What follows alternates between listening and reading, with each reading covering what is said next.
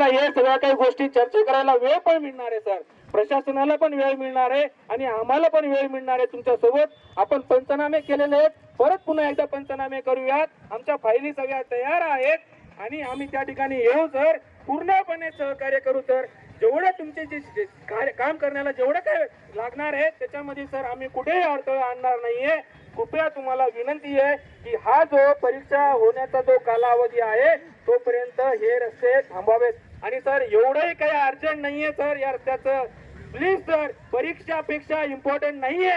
आजचं एक बांधकाम पाडणं परीक्षेपेक्षा इम्पॉर्टंट असेल तर पाडा सर तुम्ही. तुम्हाला जर परीक्षेपेक्षा इम्पॉर्टंट वाटत असेल हे घर पाडण्याचं तर निश्चित पाडा सर. ठीक आहे.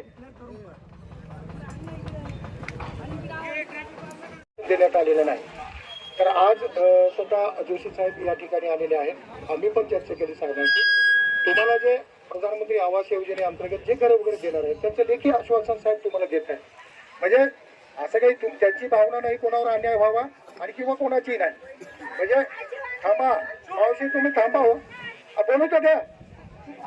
तर आपण त्या दिवशी आपण चर्चा केली होती. आपण जवाहरनगर पोलीस स्टेशनला आपण सर्व आला होता. आपण पालकमंत्री साहेबांच्या ओएसडी सुद्धा बोललो. आज आपण त्यांना साहेबांना तेच सांगितलं की साहेब त्या लोकांना काहीतरी आश्वासन पाहिजे. तर आता ते घर मिळावं तर या योजनेतून या प्राधान्याने या सर्व लोकांना लाभ सगळ्यात महत्वाची मागणी तीच आहे. आमचं म्हणणं असं आहे, तुम्ही लाभ देणार आहात. त्या दिवशी दोन्ही गोष्टींची चर्चा केली, आर्थिक मोबदल्याची. आम्हाला काय आमच्या हातामध्ये तुम्ही आता आर्थिक मोबदला जो असतो आम्ही म्हणजे त्याच्यावरच आहे एकूण द्या ना की जोपर्यंत आम्हाला आम्ही कसा विश्वास ठेवायचा. आम्हाला लेखी द्या सर द्या ना की बाबा आम्हाला तुम्हाला एखादी कागद थांबा. लिहून द्या. या बाधितांना हा सुनील राठोड, हा सूर्यवंशी, भिसे, अमू दांडगे हे लोकांचे घरं बाधित होत आहेत. यांना आम्ही या ठिकाणी घरकुल देऊ, यांना हे देऊ असं द्या ना आम्हाला एकदा. तसं आपल्याकडं रेकॉर्ड आहे सर. नाही रेकॉर्ड आहे आमच्याकडे, त्यांची लिस्ट आहे. बाधित होणारे व्यक्ती या ठिकाणी आहेत, त्यांचे नावं आहेत. आणि आता तुम्ही म्हणतात की प्रत्येकाला कुठं देणार, तर ती लिस्ट घेऊन लगेच बसणं आणि तसं सांगणं शक्य होणार नाही. पण आता तुम्ही म्हणतात लेखी नाही. आता एवढे जण शूटिंग घेत आहेत तुमच्यातले. आम्ही म्हणलो का कोणाला शूटिंग घेऊ नका. जर आम्हाला ऐका ना, ऐका घ्या, तुम्ही पण घ्या, तुमच्याकडे पण रेकॉर्ड ठेवा. आम्ही जे बोलतो आहोत ऑन रेकॉर्ड बोलतो आहोत, जबाबदारीने बोलतो, शासकीय अधिकारी म्हणून बोलतोय. तुम्हाला ज्यांना शूटिंग घ्यायचं तेवढं शूटिंग घ्या. ते रेकॉर्ड आहे ना, जबाबदारी माझ्यावर येईल ना की मी काहीतरी सांगितलं आणि केलं नाही. तर आम्ही जे बोलतो आहोत जबाबदारीने बोलतो आहोत. तुम्ही म्हणता लेखीच द्या, तुम्ही व्हिडिओग्राफीने व्हिडिओ काढा. आमचा स्टँड जो आहे की प्रधानमंत्री आवास योजना, रमाई घरकुल योजनासारखे शासकीय घरकुलाची योजना आणि प्राधान्याने आजचे जे बाधित होणार आहे त्यांना प्राधान्याने त्या योजनांमधून जे आहे घरकुल जे दिले जाईल. हा विषय आजचा नाही. हा विषय 9 वर्षापासून तुम्ही म्हणता हा लढा चालू आहे, 10 वर्षापासून चालू आहे. टीपीचं त्याच्यापूर्वीच आहे. त्यामुळे सगळ्यांना कल्पना ही आहे की हे या ठिकाणी आता याच्यामध्ये तुम्ही त्या दिवशी पण कमिशनर चर्चा केली की तुम्ही इथं जमिनी इथं जे आहे तुम्ही घर बांधले वगैरे, तर हे तुम्हाला फसवलं गेलं, आधी सांगितलं नाही किंवा काय नाही, हा वेगळा विषय आता हा येतो की आता जी सगळे सहकार्य करा अशी सगळ्यांना मी विनंती करतो. ऐका ऐका आजच्या कारवाईला सहकार्य करा. कोणाचंही नुकसान करावं अशी आमची इच्छा नाहीये. तुम्ही स्वतः काढत असाल आम्ही तुम्हाला सहकार्य करू, पण आजची नियोजित कारवाई आहे त्यानुसार कारवाईसाठी आम्ही आलेलो आहोत आणि कारवाई ती आजची होणार आहे. सर तुम्ही आता आम्हाला सांगितलं की हे 9 वर्षापासून तुम्हाला माहिती आहे. सर तुम्ही बरोबर बोलताय, 9 वर्षापासून माहिती आहे. पण 9 वर्षापासून या ठिकाणी 3 वेगवेगळे आयुक्त आले, 2 वेगवेगळे महापौर होते आणि 2 वेगवेगळे जिल्हाधिकारी होते. प्रत्येक ठिकाणी सर आम्ही गेलो आणि आमची मागणी केली आणि प्रत्येक वेळी मागणी करून सुद्धा 9 वर्षामध्ये तुम्ही आम्हाला म्हणता, पण तुम्ही काय कारवाई केली सर? 9 वर्षापूर्वी तुम्ही आम्हाला प्रधानमंत्री आवास योजनेमध्ये घर देऊ म्हणून त्यावेळेस आश्वासनं दिली होती. ती 9 वर्षात तुम्ही आतापर्यंत केली नाही, तर इथून पुढे काय करणार सर तुम्ही? याचं उत्तर या सर, याचं उत्तर या सर. आम्ही आमच्या स्वतःच्या हाताने घर खाली करू सर. तुम्हाला महानगरपालिकेला एवढा फौजफाटा घेऊन यायची पण गरज नाहीये, तुमचे कर्मचारी पण व्यस्त करण्याची गरज नाहीये. तुम्ही सर योग्य ती आमची जी मागणी आहे त्याच्यावरती कारवाई करा. आम्ही आमच्या हाताने सर्व घरे खाली करून देतो सर.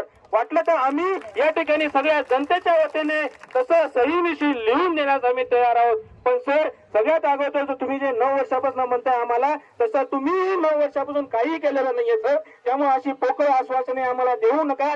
अशी पोकळ आश्वासने जेवढे पण आयुक्त होते त्यांनी दिली, महापौरांनी दिली, आमदार खासदारांना भेटलो त्यांनी सांगितलं की आम्ही प्रशासनाला सांगू आणि तुमची योग्य ती कारवाई करण्यास करू. तर सर अशा प्रकारच्या पोकळ आश्वासनावर आम्ही विश्वास ठेवणार नाही आहोत सर. ही कृपया विनंती आहे. आणि तो राहिला सेकंड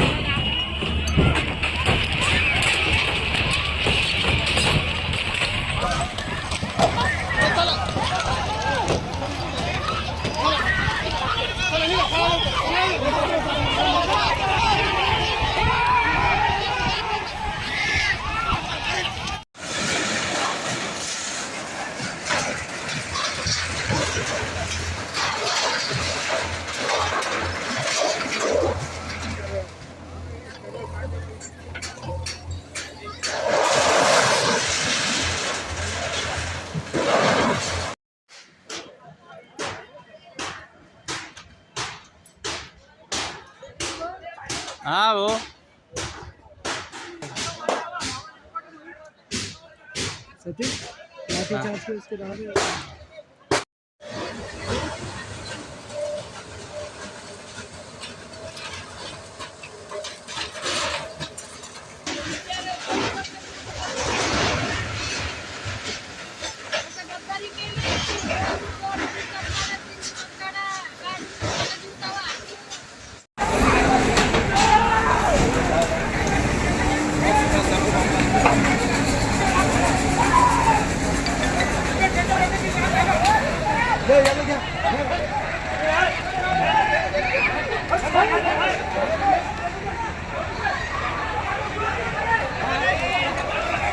ओके सर ओके.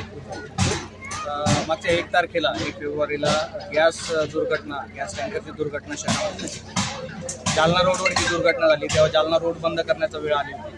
तर जालना रोड बंद झाल्यानंतर शहरामध्ये एक मेजर जे वाहतुकीची जी कोंडी होते आणि दुसरे पॅरलल रस्ते जालना रोडला पोहोचलेले नाहीत. त्यामुळे जालना रोडला पॅरलल असणारे रस्ते प्रायोरिटीवर त्या रस्त्यावरचा अनधिकृत बांधकाम हटवणे ही अशा मोहिमा महानगरपालिका हाती घेत आहे. त्यातलीच एक मोहीम म्हणून झेंडा चौक ते विश्रांती चौक ही साधारणतः DP रोड हा 24 मीटरचा DP रोड आहे. यावर बरेच अनधिकृत बांधकाम झालेले होते आणि याबाबत कल्पना सर्वांना होती. मागील 9 वर्षापासून या प्रकारे कारवाई करण्याचा प्रयत्न झाला होता. तर कारवाई काही सक्सेसफुल होऊ शकल्या नाही. मात्र त्या दुर्घटनेनंतर जालना रोडला पॅरलल असणारे रोड जे आपण मोकळे करतो आहोत त्यामध्ये हा एक मेजर रोड होता. म्हणून आज ही कारवाई ठेवण्यात आली. त्यासाठी रितसर ज्या आहेत नोटिसा महानगरपालिका अधिनियमानुसार सर्वांना देण्यात आलेल्या होत्या. त्या नोटिसा देऊन त्यांना एक सफिशियंट वेळ देण्यात आलेला होता. त्यानंतर आज आम्ही कारवाईला या ठिकाणी आलो.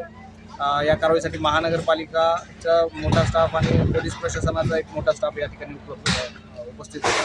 सकाळी आम्ही या नागरिकांशी बोलत असताना त्यांना समजावून सांगत असताना त्यांना जे ॲश्युरिटीज आहेत त्या देत असताना अचानक बोलण्याच्या याच्यानंतर दगडफेक या ठिकाणी करण्यात आली. दगडफेकीमध्ये साधारणतः 10 पोलीस कर्मचारी तसेच महानगरपालिकेचे 5-7 जण जे आहेत जखमी झाले. सुरासे म्हणून बी आहेत आमच्या मेजर मार लागला, त्यांना 9 टाके पडले त्या याच्यामध्ये या सगळ्या याच्यात. आणि अशाच प्रकारे दगडफेक झाली. मात्र दगडफेकीवर पोलिसांनी नियंत्रण मिळवलं आणि त्यानंतर ही कारवाई जी आहे ती अशी या ठिकाणी सुरू करण्यात आलेली आहे. आणि आम्ही आजच ही कारवाई पूर्ण करण्याचा आमचा मानस आहे. त्या दृष्टीने कारवाई चालू आहे. साधारण किती मालदार आहे डोक्याला फटका म्हणून ठेवलं? केंद्र साहेब सांगा, किस्सा सांगा कसं झालं सकाळी, किस्सा सांगा ना. आता जे सांगितलं तेच फक्त थोडक्यात सांगा. किस्सा नाही, कमिशनर साहेब, ACP साहेब आणि सर्व संबंधित महानगरपालिकेचे अधिकारी आणि आम्ही सर्व लोकांना समजावून सांगत होतो की बुवा हे शासकीय नियमानुसार चालू आहे. बरेच दिवसापासून ते पण लोक त्यांच्या मागण्या मांडत होते. ते डिस्कशन चालू असताना एकदम त्यांनी दगडफेक चालू केली. त्यांच्या अडचणी आम्ही खरंच समजावून घेत होतो. माणूस केला त्यांना शेवटी म्हणजे जे काही समस्या असतील साहेबांनी सांगितलं तुमच्या लेखी द्यायला तयार होतं.